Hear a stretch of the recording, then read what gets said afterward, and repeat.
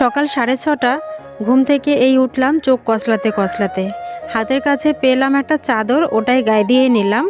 আর এই যে দুয়ারটা গ্রিলের তালাগুলো খুলে নিচ্ছি। আর এত বেলা করে উঠেছি, তারও যদিও কারণ তোমরা অনেক আগে থেকেই জানো দেরি করে আমি কেন উঠি ঘুম থেকে। 6:30 মানে আমার কাছে অনেকটাই দেরি। তো যাই হোক, সকালের কাজকর্ম শুরু করে দিলাম। তোমরা সাথে থেকো, পুরো ভিডিওটা দেখো, আশা করি তোমাদের ভালো লাগবে। আর এই দেখো, আমি তোমাদের বলতেই ভুলে গেছি, আমি মিতালি। আমার নতুন আরেকটা ব্লগে তোমাদের সকলকে স্বাগত।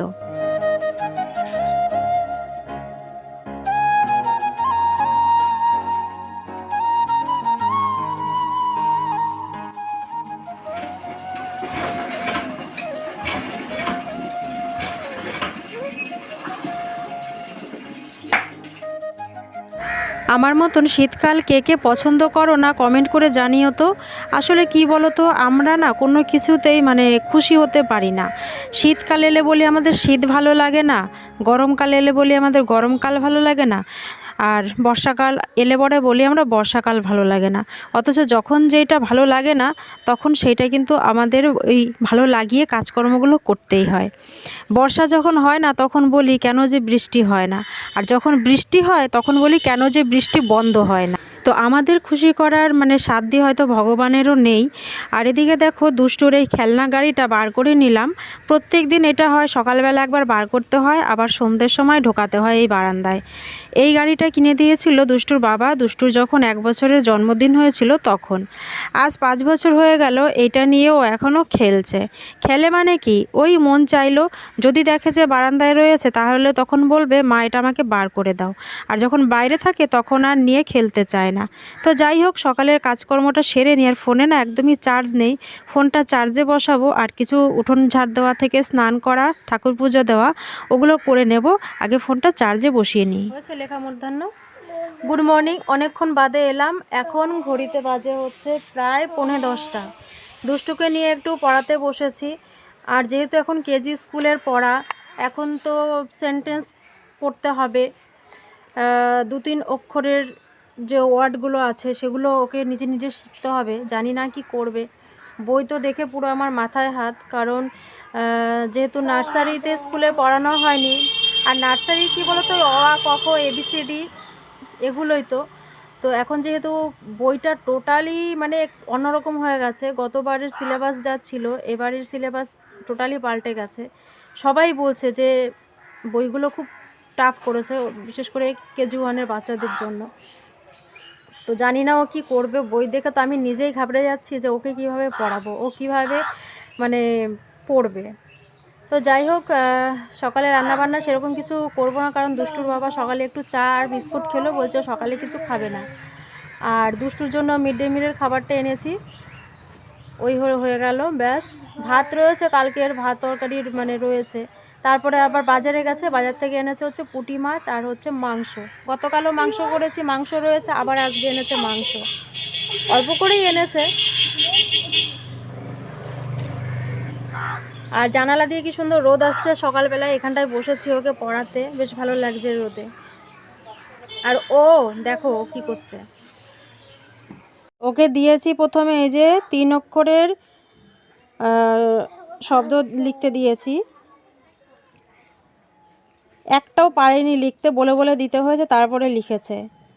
আর এখানে লিখতে দিয়েছি হচ্ছে ক খ। ক খ বেশ কয়েকদিন ধরে লিখতে দেওয়া হয় না, এই যে ঠ ভুলে গেছে। আর কি ভুলে গেছিস? লিখতে না দিলে এই হচ্ছে অবস্থা। আর কি ভুলে গেছিস তুই বাবাই? ওই পণ্ডিত, আর কি ভুলে গেছিস? তোমার মা তো ভুলে গেছি। মা আর বউ একরকম বলতে নেই। আর এখানে এই যে ওকে কয়েকটা অঙ্ক দিয়েছিলাম, এই যে ছবি এঁকে এঁকে দিতে হয়েছে। ছবি আঁকতে সময় লাগে বেশি, কিন্তু করতে বেশি সময় লাগে না। বেশিগুলির পাশে হচ্ছে রাইট চিহ্ন, আর কমগুলির পাশে হচ্ছে ক্রস চিহ্ন। এই যে ছবি এঁকে এরকম বই থেকে তুলে তুলে দিতে হয়েছে।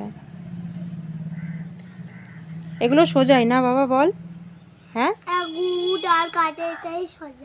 তাই ঠিক আছে নে। এবারে কখটা তাড়াতাড়ি লিখে ফেলতো।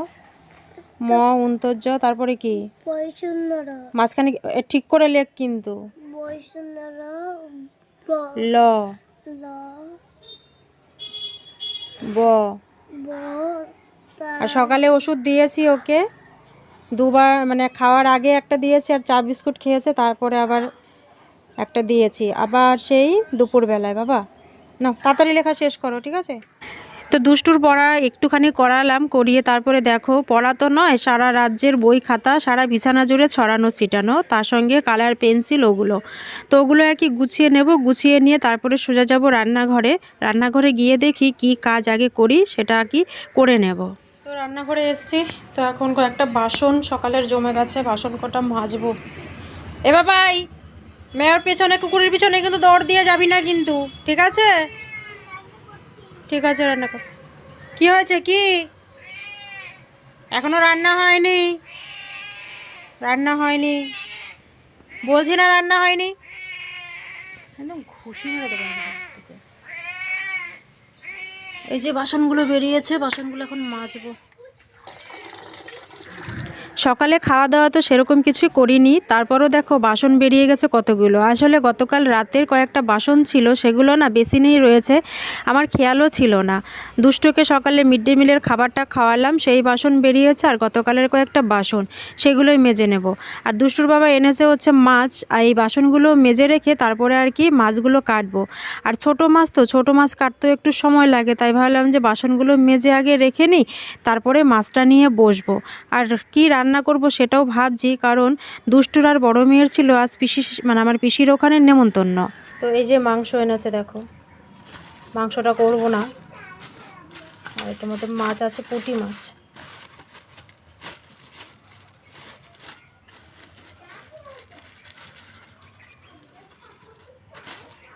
বেশ বড় বড় পুঁটি মাছগুলো। চলো মাছগুলো কেটে নিই আগে। পিসির ওখানে নেমন্তন্ন, মানে পিসির ওখানে একজন আমাদেরই পিসি বলে ডাকি আর কি, ওই পিসিটার হচ্ছে জন্মদিন। তো দুই মেয়েকেই দুপুরবেলায় যাওয়ার কথা বলেছে। তো দুষ্টু আর দুই মেয়ে তো, মানে দুষ্টু আর বড় মেয়ে তো যাবেই, তো দেখা যাক। আর সেই কারণে ভাবলাম যে মাংসটা আর এবেলা করব না, তো মাছটাই শুধু করব। আর আমি দুষ্টু বাবাকে জিজ্ঞেস করলাম মাছে একটু বেগুন দেবো, বলছে না, বেগুন দিলে আমি খাবো না। আর পুঁটি মাছ আনলে পরে আমার টক খেতে ইচ্ছে করে, যেরকম মৌরলা মাছের অনেকে টক খায়, ঠিক সেরকমই পুঁটি মাছেরও আমাদের বাড়িতে টক খায়, কিন্তু সেটা রান্না করলে তো দুষ্টুর বাবা খাবে না। তো দেখো মাছ আর মাংসটা ধুয়ে নিয়েছি, মাংসটা আর কি রেখে নেব ফ্রিজে। ফ্রিজ আজকে 1 মাস ধরে বন্ধ, তো সেই কারণেই তো ওইভাবে ফ্রিজের মধ্যে রাখা যায় না। তো কি করলাম, মাছ মাংস ধুয়ে রেখে ফ্রিজটাকে আগে পরিষ্কার করলাম, সেটা আর কি অফ ক্যামেরায় করে নিয়েছি। তারপরে এই যে মাংসটা রেখে নিচ্ছি, মাংসটাকে আগে রাখবো, তার আগে ভাবলাম যে মাছটাকে একটু নুন হলুদ দিয়ে মাখিয়ে রাখি, যেহেতু ছোট মাছ, রান্না এক্ষুনি বসিয়ে দেবো, অসুবিধা মানে কিছু হবে না, আর মাছগুলো টাটকাই ছিল। তো দেখো ঘরে এসে ফ্রিজের লাইনটা আগে দিয়ে নিচ্ছি, কারণ ফ্রিজের লাইনটা দেওয়া ছিল না। ফ্রিজটা পরিষ্কার করে ভালো করে নিয়ে নিয়েছি, যাতে গন্ধটা না থাকে। আর লেবু ছিল না ঘরে, লেবু থাকলে লেবু দিয়ে বেশ ভালো করে ফ্রিজটাকে মুছে নিতে পারতাম, তাহলে বেশ লেবুর গন্ধটা বেশ ভালো লাগতো। অনেক দিন ধরে যেহেতু রয়েছে, দেখো ফ্রিজে কিচ্ছু নেই, শুধু এই মাংসটা রাখার জন্যই ফ্রিজটাকে আজকে আবার চালু করতে হলো। তো শীতের মধ্যে সে কি বলতো, খুব একটা রাখা হয় না ফ্রিজে, সেই কারণেই ফ্রিজটা বন্ধ ছিল। তো সবজিপাতি সব কিছু কেটে নিয়েছি, উনুনে রান্না বসাবো, সেই জন্য এই যে কড়াইটাতে মাটি দিয়ে লেপ দিয়ে নিচ্ছি। আর প্রচণ্ড ঠান্ডা লাগছে আজকে, কি জানি কেন, নাকি ঠান্ডাটা পড়েছে আজকে, বুঝতে পারছি না। আর একটু আগে দিয়ে নিতে হতো, সবজিগুলো কাটার আগে দিয়ে নিলে এতক্ষণে কড়াইটা শুকিয়ে যেত।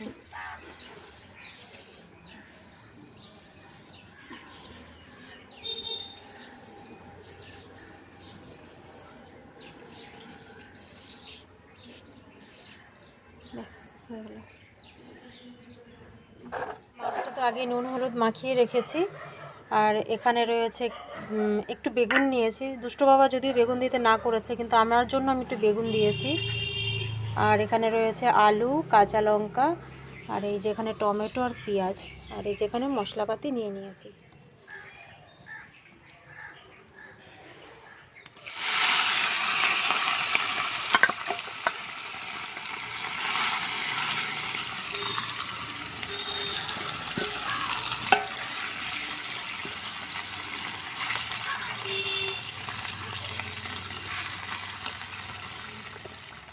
তো দেখো মাছগুলো এক পাশ ভাজা হয়ে গেছে, আর এক পাশ উল্টিয়ে দিচ্ছি। একবারই দিয়ে দিলাম সবগুলো মাছ।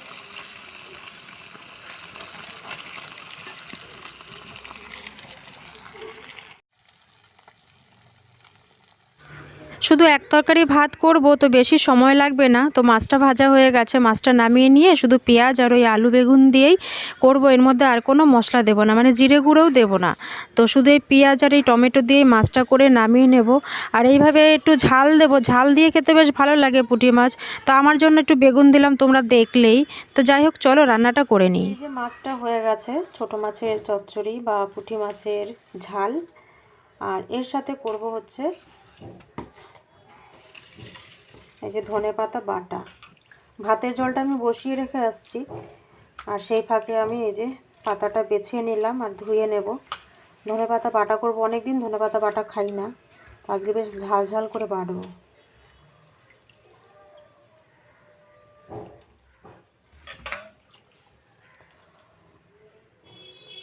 বেশ জলটাকে ভালো করে ঝরিয়ে নিলাম।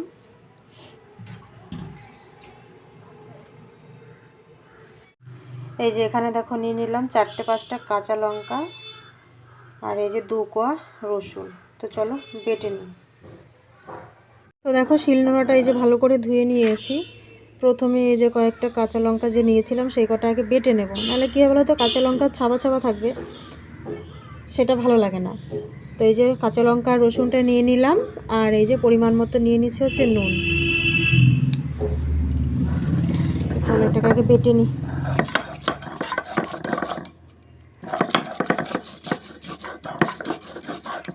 অল্প অল্প করে বাটাটা পাতাগুলো দিয়ে বেটে নেব।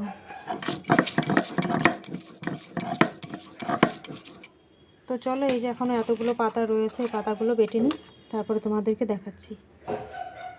তো এই দেখো বাটাটা আমার হয়ে গেছে। আর এই বাটাটা আরও দ্বিগুণ স্বাদ হয় কি দিলে বলো তো, এই যে সর্ষের তেল। তো দিয়ে দিলাম সর্ষের তেল। এটা খাওয়ার সময় শুধু একটুখানি নাড়িয়ে চাড়িয়ে নিলেই হয়ে যাবে। দেখি ভাতটা হয়েছে নাকি। হ্যাঁ, এই দেখো ভাত হয়ে গেছে। ভাতটা এখন উপর দিয়ে নিই।